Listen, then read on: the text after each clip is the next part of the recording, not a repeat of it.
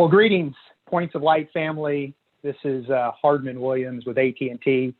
Thrilled to be with you today. I think I've got a really neat opportunity to spend some time with a couple of AT&T colleagues to talk to you about civic engagement and a unique approach we take at AT&T. First off, we're thrilled to continue to be part of the Points of Light family and have a leadership position in the Corporate Service Council.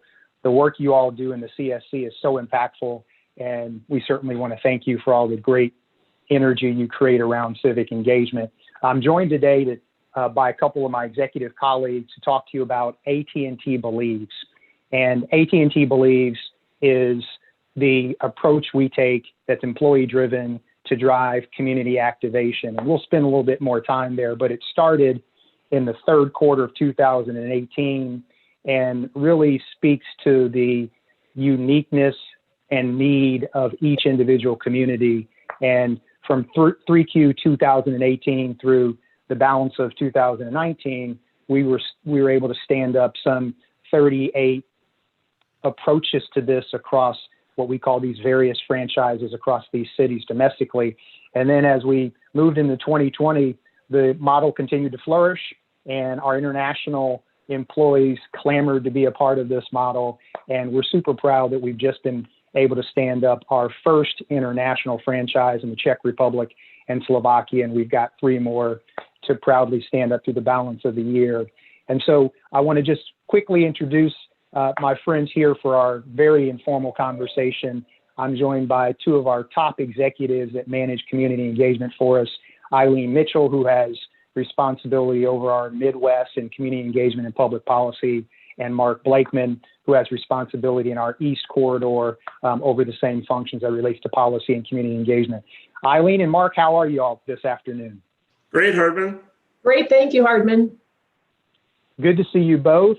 It's neat for us to get back together since our days when we were in Chicago through that part of our career, and you all have gone on to great things. And I'm super proud to be able to support you from an AT&T Believe standpoint. So let's spend a little time talking about AT&T Believes and how it comes alive in cities. And Mark, I'll start with you, but let me just set it up a little bit. You know, again, I mentioned we've got some 38 plus domestic markets, and then we've also got market presence internationally. But the neat thing about this model that makes it so innovative and entrepreneurial is even though we've been in these communities over 100 plus years, the approach you as a leader and Eileen as a leader and your colleagues across the country have taken with employees is to really think about what is significant for the communities that our employees live in. And you all have kind of created social good solutions for that under this naming convention called Believe. So Mark, talk about it in the East region that you helped lead for us and how that came to be. Sure, Hardman. We have stood up a number of Believe programs throughout my region, but I want to focus a little bit on Philadelphia because it was one of our first and where we've got a lot of activity.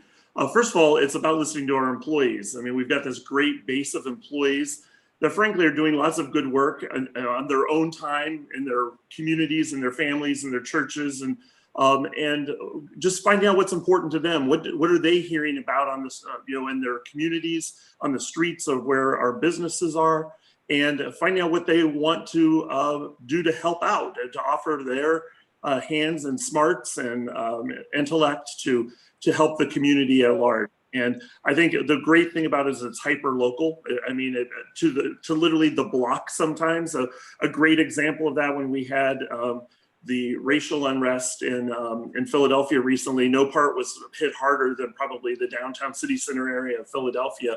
We had a number of stores in that area, and we had to board them up. There was looting that had gone on. And we partnered with one of the organizations called Mural Arts Philadelphia. Our employees were hurting, our customers were hurting, our store was physically hurting in that it was boarded up. And I calculate when we helped this out, and we went to Mural Arts, which has a program where they take recently incarcerated, released individuals and teach them art projects and how to make a living using their art. And we brought a person in to paint on our boarded up windows social injustice and racial equity messaging that were with our values at AT&T.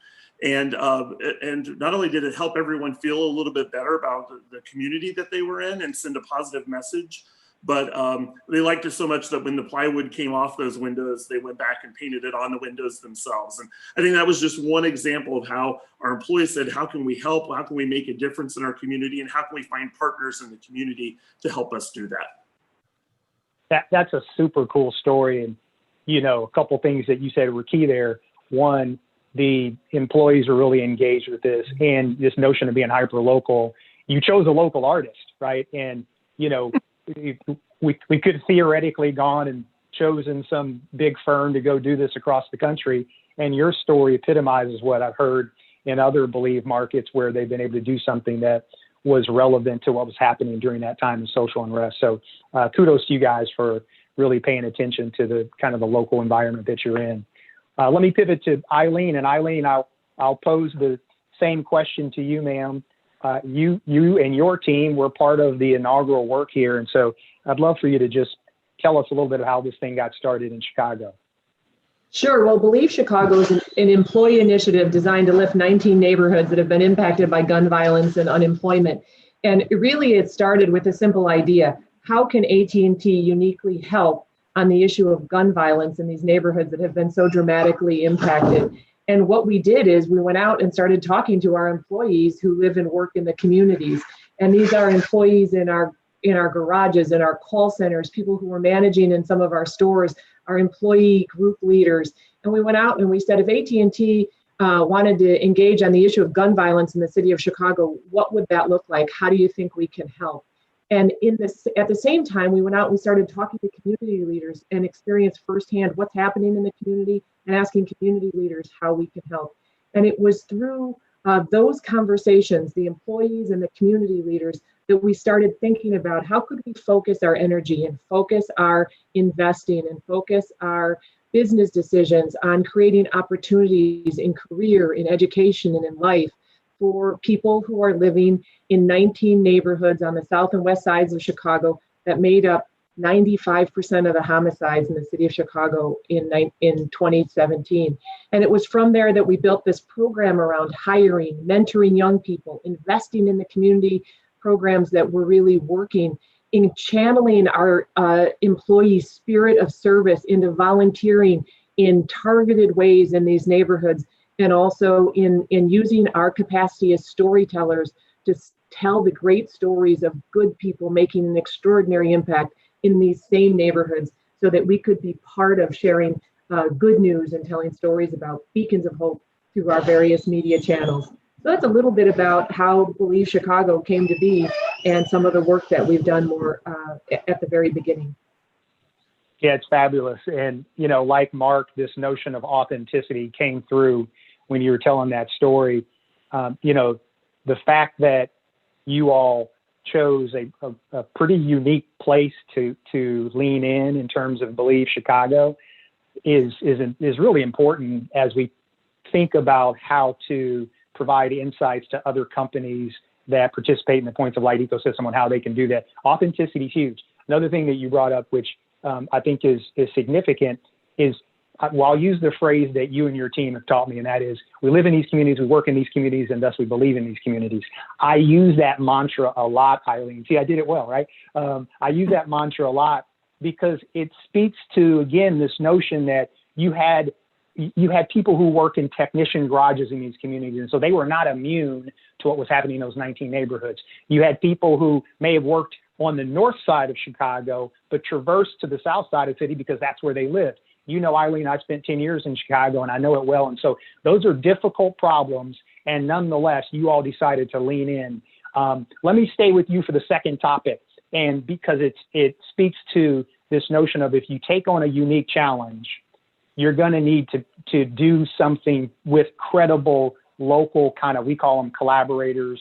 And you all have done a really good job of that, because we're a technology company. We're now a media company, and we're a connectivity company. And so to ask you and your team, who may not have core competency in these sorts of things in the community, would be candidly unfair. So can you talk about how you did that and how companies who are listening to this story can think about, well, I may be in manufacturing, I may be in the medical sector, but if I'm going to go do something credible in communities, I need to work through collaborators that are local. Go ahead.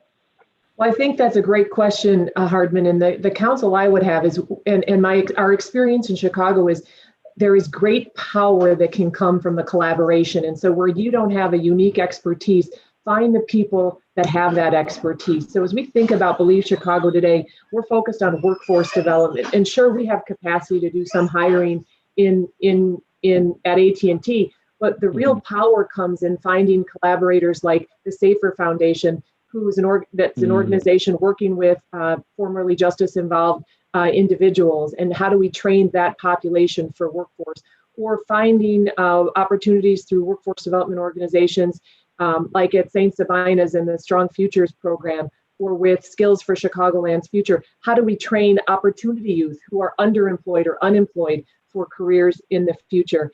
And really, when another element that we've been working on is trauma. And so when you're talking about working with people in communities that are suffering from significant devastation, whether it's gun violence or unemployment or poverty levels, the impact of trauma is real, but we're not trauma experts. So we partner with the University of Chicago or NAMI or the Kennedy Forum of Illinois to say, you're trauma experts, let's bring your expertise, let's train the people working in the community so they know how to work with trauma impacted individuals. And so those are some of the great collaborations that we've had. It's relying on other people. The other piece I would have for small and medium sized companies to think about is listening to their employees, which is so important, about the things that really matter to them, and then getting out in the community. And as Brian Stevenson would say, get proximate with it, get out in the community, experience it yourself, understand what's happening before you can presume to know how to address it. And it really is through those conversations with employees and conversations with community leader, and marrying those two things together, which is how we found the collaborators and how we found we're making the best impact. Yeah, that's the perfect formula. You choose a credible cause, make sure you have authentic collaborators who have a core competency there, and then bring in the power of employees. So you described that really, really well. Mark, let me swivel over to you and in the East Coast, talk about how you look at kind of the collaborators in the markets that you lead and how that's worked for you, and what kind of collaboration has made a difference. Hardman, I think one of the greatest things that I've found is, especially when we're collaborating with local organizations, is we can really zero in to how can we help today? Like, this isn't something that, big picture, it's like, what do you need right now? And there were so many people helping. I mean, especially after the pandemic hit, there were lots of people feeding first responders and doing things. And so we went out in Washington, D.C., for example, we went to some of our first responders and some of the hospitals and said, hey, we'd like, is there a way that we can bring food or help out? And they said, we're good. We got plenty of food, but where we really need help is we don't have daycare for all of our workers whose kids are now at home. They can't go stay with grandma and grandpa because you might get grandma and grandpa sick. We have nowhere for our janitors and our phlebotomists and our doctors and nurses where they can take their kids when they're working an 18-hour shift. And so we pivoted and we went to the Boys and Girls Club, whose entire operation had ceased because they do after school programs, but there was no after school anymore, right? They couldn't do their stuff either, and said, hey, if we stood up some daycare centers in some of these hospitals, could you help man it with your staff, put some of your people back to work and offer this service? And the response we got from the first response community and from the doctors and nurses was just phenomenal. And so much so that we've mimicked that all across the Eastern Seaboard with Boys and Girls Clubs and communities where that daycare component was. And I say all that because it was really that initial conversation of like, what do you need now? What can we help you with that can help resolve your problem of today? Not necessarily the big problem or the big picture, but what can we do now? And I think that was what's so great about the nimbleness of the Believe program. When you're working locally with local partners and local employees, you can do those turn on a dime and kind of figure out a way to make it happen. It's so wonderful how you put that into perspective. Speed of execution is kind of what I took from that answer. We're a large international company, and while we obviously have good continuity and support for you all across all these 35 plus franchises domestically, it's a really nice balance, Mark, from what you just talked about, for us to have kind of guiding principles nationally, but you all having some autonomy to execute locally. And that turns into this kind of speed of activation. And so if we were sitting here in Dallas headquarters telling you what Boys and Girls Club to provide daycare services to, my guess is there'd be a lot of latency in that work. And so kudos to you and your team for really thinking about that in terms of speed. Well, let me give both of you one last question, because again, one of the things that we're trying to do is help other companies in that mid-sized space who might have aspirations of standing up their own civic engagement, community activation, and employee engagement. And if there are any, sorts of pieces of wisdom that you'd give them on how it really helps with you all in terms of employees and communities, even though we're a Fortune 10 company and our model may be a little bit different, but just like Mark and I talked about, having that decentralized balance, anybody could use that. So Mark, I'll stick with you just because we were with you on the last question. What would you recommend to any kind of small to medium-sized company as they think about standing up their own civic engagement? That they don't need to reinvent the wheel, that it's not as hard as they think it is, and it doesn't require the money that they think it may take either. I mean, when you're working locally and when you just listen to your community, listen to your customers, listen to your employees, they will tell you where the need is in the community, and it doesn't cost you anything to listen, right? Figure that out first and foremost, and then find local partners. And that's not hard either, because you've probably got employees that are already working with nonprofits, with schools, with churches, with community organizations. And they may be, we've had local stores that may be doing a coat drive just in one store for their community. And then it's like, hey, if we get all of our stores in Washington, D.C. or all of our stores in Philadelphia to work on that same project, we can expand that greatly. And it doesn't really take much more to notch it up one and get 10 stores involved instead of one. And that's, again, just listening to something that one employee was doing with their community. So and one thing I've been very proud of is we can do a lot with a little bit of money. Just find the right problem to solve and the right people to solve it, and we can all come together. And it doesn't take $1 million grant. I mean, I've done some amazing things with $5,000, and my teams have done amazing things with $5,000. So don't think it has to be so big to be so impactful. Yeah, that's great counsel, because a lot of folks might think, oh golly, this is going to be a big financial lift, and it's all about just whatever the philanthropic grants may be.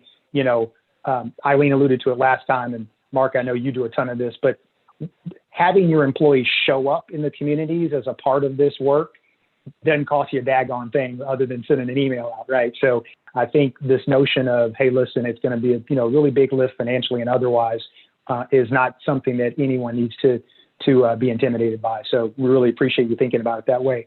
Eileen, let me turn to you before we close out, and any thoughts from you, like Mark, on how other size companies, mid-sized companies, should think about this as they stand up civic engagement? Well, I think it's really important what Mark, building on what Mark said, active listening, talk to your employees, understand what matters to them, get out in the community, actively listen to the community leaders, get closer to the problem you're trying to solve, and remember that you're doing it in collaboration with your employees, with the community partners. We're not doing it to the community, we're engaging with the community.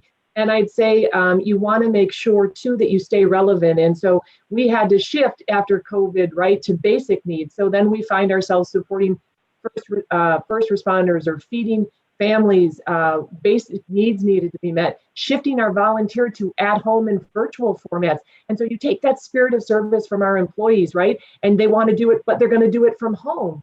And so we develop hygiene kits, again, meeting basic needs. So I would say active listening, power of collaboration with community partners, getting out in the community so you understand the problem, and then remembering to stay nimble, stay agile, so that you continue to be relevant on the issues that you're trying to address. And always believe in your capacity through even these small acts that you're going to make a difference in the communities where your customers and your employees live and work. Love all of those. Love all of those. And the last one you mentioned about being, kind of dynamic and nimble. I'll give you and your team lots of credit for this, because you all are our most mature market. You were the inaugural market, and it would have been easy to just rest on your laurels. But I've watched you personally be able to pivot and shift and be dynamic. And so I think that's an important lesson for folks as they want to stand up this work, that you got to listen to the marketplace, listen to your employees, and you have to change if necessary. So, well, listen, Mark and Eileen, this has been extraordinary. It's just a really good conversation. And I think all of the folks in our Points of Light community can take plenty of nuggets away from this as they think about, how do I construct or curate a civic engagement approach for, my company. And I just want to applaud both of you all for the leaders that you have been in your markets and helping us build this Believe brand with the rest of your colleagues across the country. I'm privileged to be able to serve you all and support you nationally, but all this great work really comes alive locally through your executive leadership. So I thank you for the time today and appreciate you all giving us a little bit of insight. Thank you for the opportunity, Hardman. Thank you all.